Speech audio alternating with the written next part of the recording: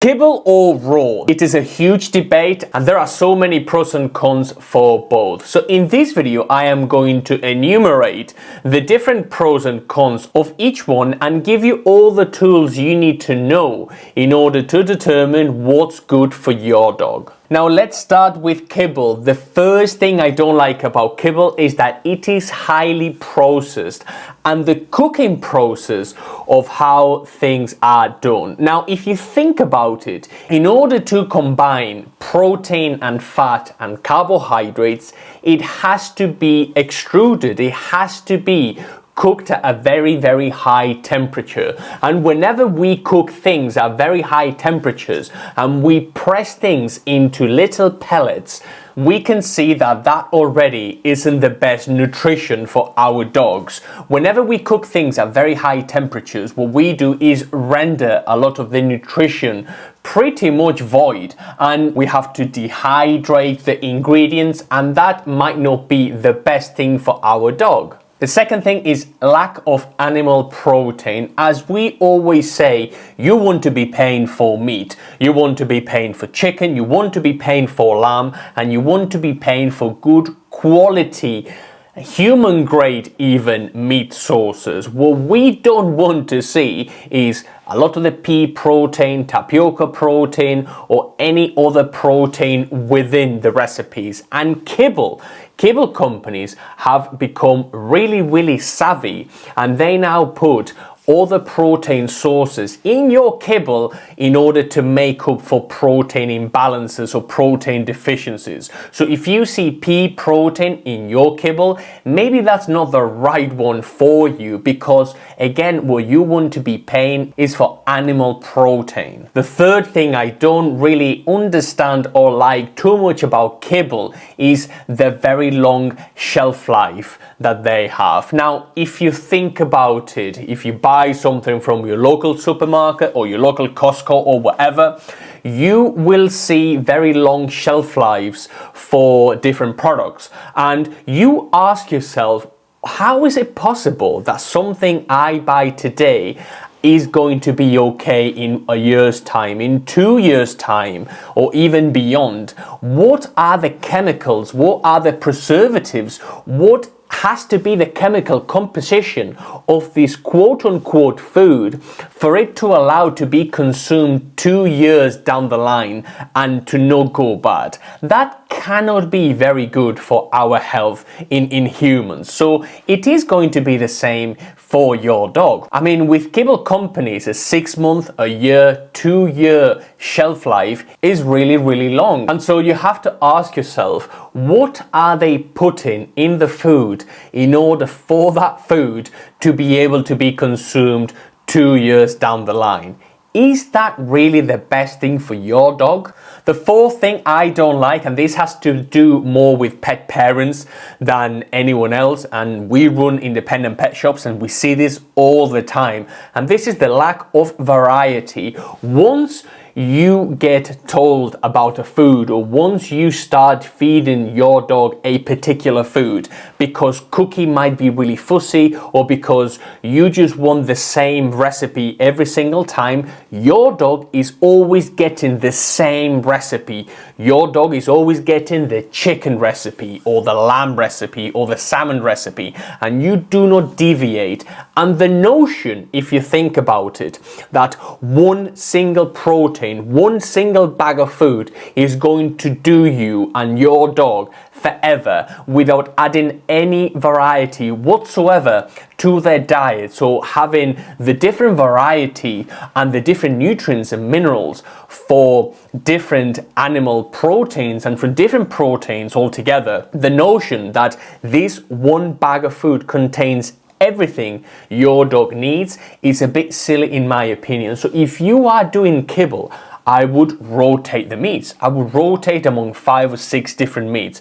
I would go from chicken to lamb to salmon to reindeer to goat to whatever. I would try to rotate and give my dog as many sources of protein as possible, because at the end of the day, variety is the spice of life. And if your dog is really picky and will only eat a particular food, that has to do more with behavior than anything else. And we have covered the topic in different videos, so you can go back and watch them after you watch this video. Another thing I don't like about commercial kibble, and this is a huge bone I have with the pet food industry, is the terrible ingredients they use. The amount of horrible ingredients akin to big food from our supply chain is absolutely staggering.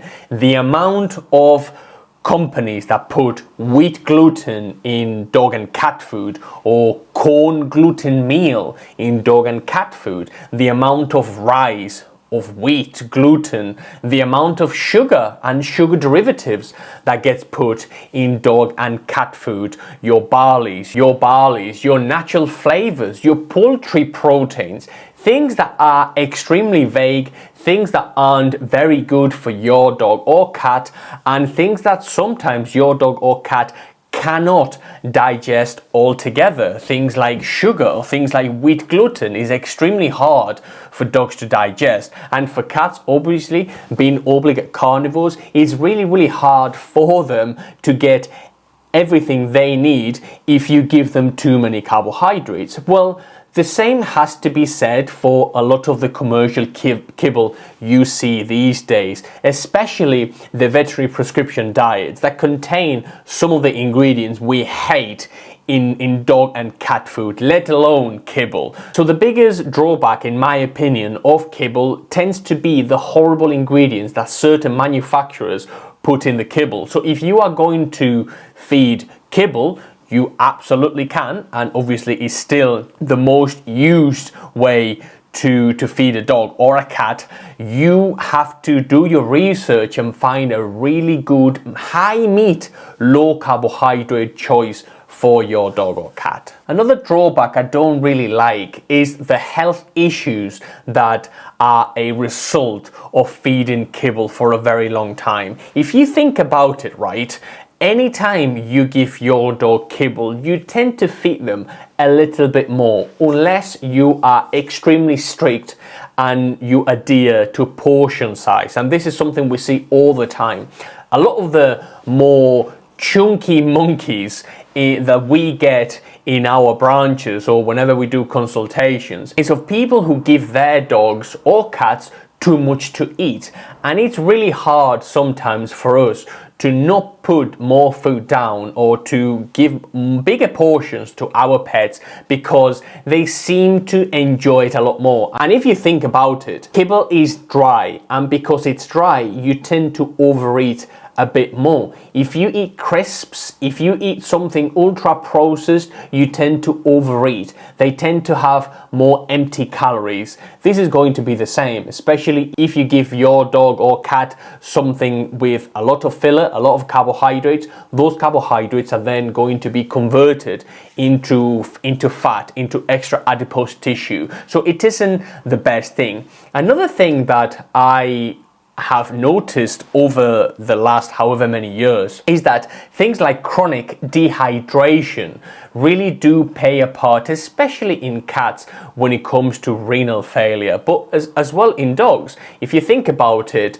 a dog that is kibble fed isn't getting through the food as much water, as much moisture as they should. So if you pay attention to this, you will see that your dog or cat needs more moisture, and you might have to combine maybe some wet and some kibble. You may have to add some bone broth, for example, to their diets, or anything that will contain a bit more water, because your dog or cat's kidneys are going to be working extra hard to break down all the nutrients that are condensed in these tiny pellets.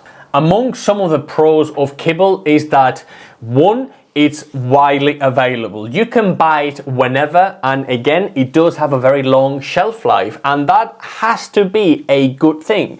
If you have a busy life and if you live a really busy life, you're a busy professional, maybe having kibble at your disposal is the best thing you can do for your dog. And you can buy a really good kibble and your dog or cat will be very, very healthy and very happy. And you do not have to rack your brains as to what ratios are good with raw food or whatever. You simply just put the food down, the dog or the cat eats, and that is it. And that, again, has to be one of the most common options these days.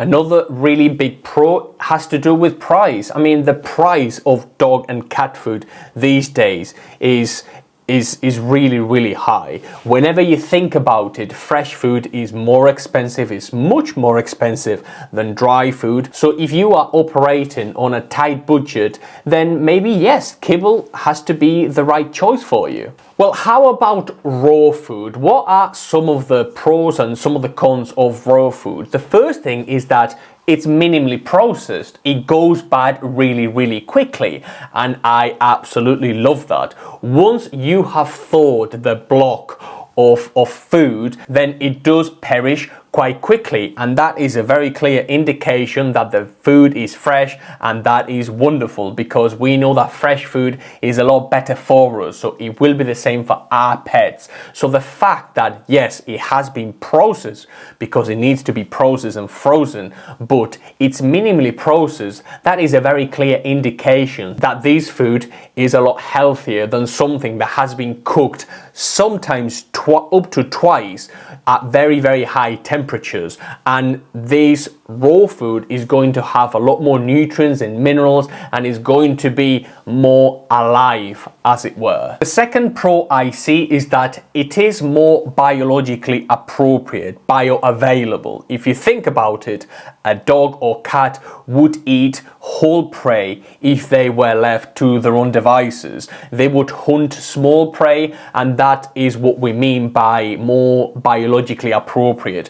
Frozen food or raw food, when it defrosts, that tends to mimic, it tends to replicate what your dog or cat would eat in the wild. I mean, if my cat is left outdoors and he catches a small rat, well, that is very, very similar to what he gets at home, which is a raw diet, which tends to mimic, it tends to replicate what the cat is eating outdoors. So it will be the same for your dog. I normally tell the anecdote that one of my friends has a South African bull mastiff, a Burble, and my friend was walking the dog and the dog literally ate a pigeon. The pigeon was injured behind a bush, and when my friend noticed, the pigeon was gone, and Penny, the dog, had a pigeon's leg coming out of her mouth. And it is what it is. This is what dogs eat, and we are trying to mimic, we are trying to replicate what they would eat in the wild, and this is a great way to do so. Then we obviously have the issues of gut health and allergies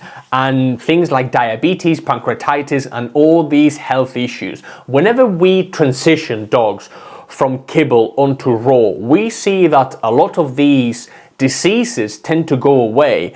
Obesity tends to be harder for a raw fed dog than a kibble fed dog. Things like chronic dehydration, again, renal disease tends to be a lot less prevalent in raw fed dogs because they are getting a lot more moisture through their natural diet, through their whole prey diet. And so generally speaking, raw fed dogs tend to be less prone to your gut health issues, gastrointestinal issues, and things like allergies, which are absolutely so prevalent these days in dogs and cats. Now, the first drawback I want to draw your attention to whenever it comes to raw pet food is that raw pet food is an absolute show, especially in the UK, but it's the same everywhere. I mean, we have raw pet manufacturers that put rice or quinoa or a lot of the ingredients that we do not like and we do not want to feed our pets in kibble. We have those in raw pet food. I mean, the addition of rice in pet food is ridiculous. We also have a huge disparity in what the right ratios might be. We have certain raw food manufacturers with 80% meat, others put 70% meat, others put 50% meat, others put 15% vegetables, other 20% vegetables, others 50% vegetables. And the same can be said for bone. The bone disparity of a lot of these raw food manufacturers is ridiculous, and it isn't consistent.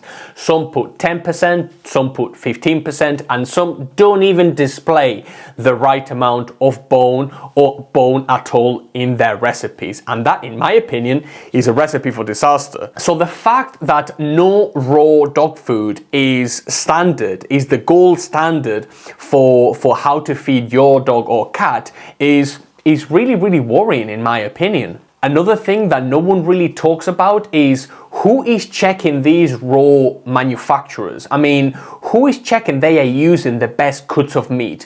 Who is checking they aren't just grounding up carcasses left, right and center, and they just put whatever they want on the label? Yes, they are regulated, don't get me wrong. If you buy from a reputable dealer, a reputable manufacturer, they are going to be somewhat regulated, but I'm not there every day in the manufacturing plant. I'm not there every day checking that everything is done by the book. I'm not there, you're not there, and we don't really know. And whenever we say that raw is better, I always say that raw tends to be better. It really depends, and you really do have to do your own research, and you have to ask the right questions.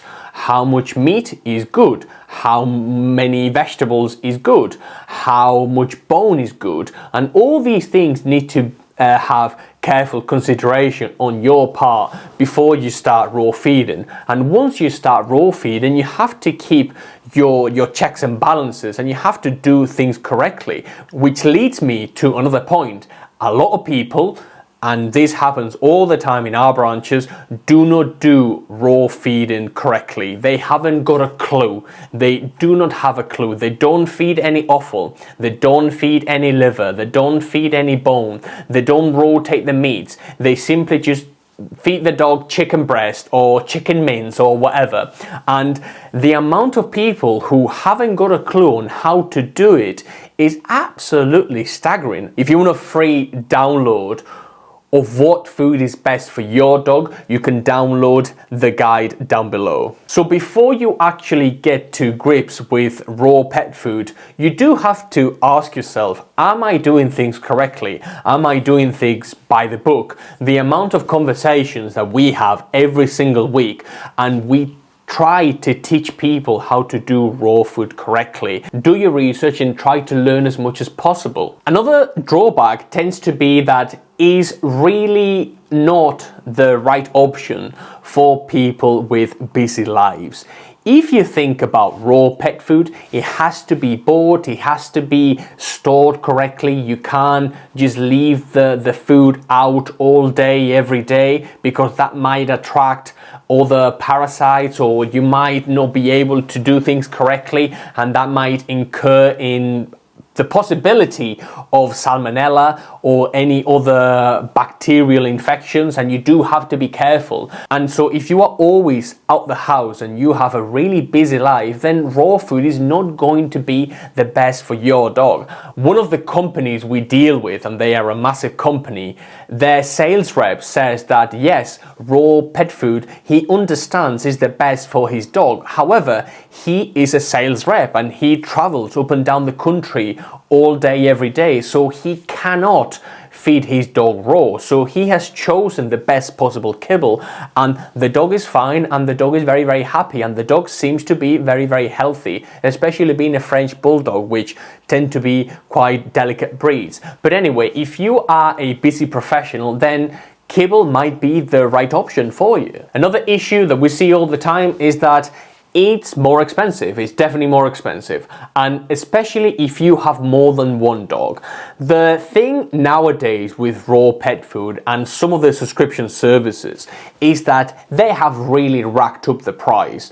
We have people spending upwards of $150 or almost $200 per month per dog, and that, in my opinion, can be a bit steep, especially if you think about the ingredients and how much dogs really eat. If you have 3 really hungry German Shepherds, then unless you have an unlimited budget, you are going to have that tough conversation with yourself and you have to make do with the best possible kibble and maybe throw in some fresh food as in when. But maybe you aren't gonna have $500 to $600 every single month to spend on your dog, which begs the question, why do you have 3 dogs? Why do you have 2 dogs if you can't feed them properly? Which is a more philosophical question that we do ask sometimes. We have people come with a lot of dogs to our branches and we sometimes wonder, are these dogs being really well looked after? I mean, that's another conversation for another day. But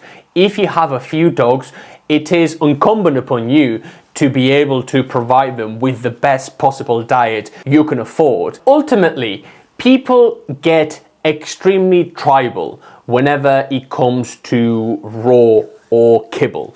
And people get really tribal for no reason whatsoever. And within the kibble groups, you will see that people get really tribal about kibble. And within the raw pet food community, people will get extremely tribal about raw pet food. So it is my belief that you should try to learn as much as possible. I mean, here on this channel, I have had vegan vets and I have had raw feeding vets and I have had everything in between, because you do have to hear every single side. But at the end of the day, you shouldn't feel ashamed or you shouldn't feel bad if you can only feed kibble, or if you feed a particular thing, or do things a particular way. If that works for you, that works for you. Especially if you go to some groups on social media, you might even get lambasted for voicing your opinion and for telling the group head that you do things a certain way. You will see people piling on this channel.